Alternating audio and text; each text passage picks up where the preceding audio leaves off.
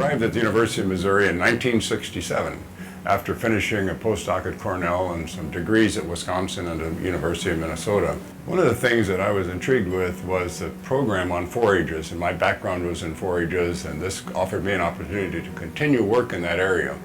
When I arrived, I had a primary teaching appointment, about 2/3 teaching, 1/3 research, and I was very interested in hands-on learning and teaching the students how to think about the answers rather than just to memorize the answers. During the career, I've had an opportunity to write some books and to do some things, but nevertheless, it's the important component that puts it on the field so that the farmer can use it and society can benefit.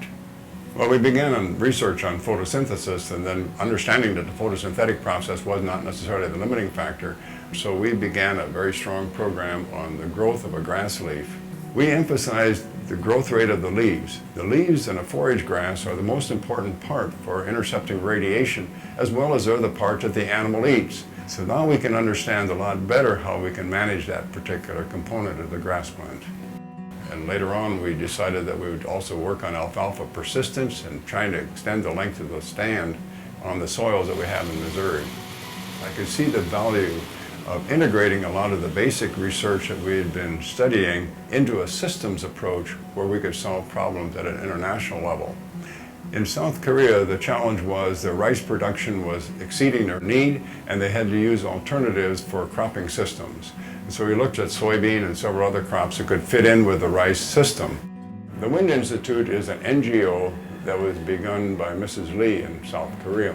And I was able to link with them a few years ago and being invited to develop a special museum in South Korea called Seeds for Life. After Korea, we began to be much more active in Vietnam. Vietnam was an emerging country. It also had interest in cropping systems and particularly food security. So at that place, we spent a lot of time looking at the breeding and the production and cropping systems based around rice. But we've also spent quite a bit of time in China, in Taiwan, in South Africa, in Kenya, Tanzania, and several countries in East Europe. The international presence of MU is very high.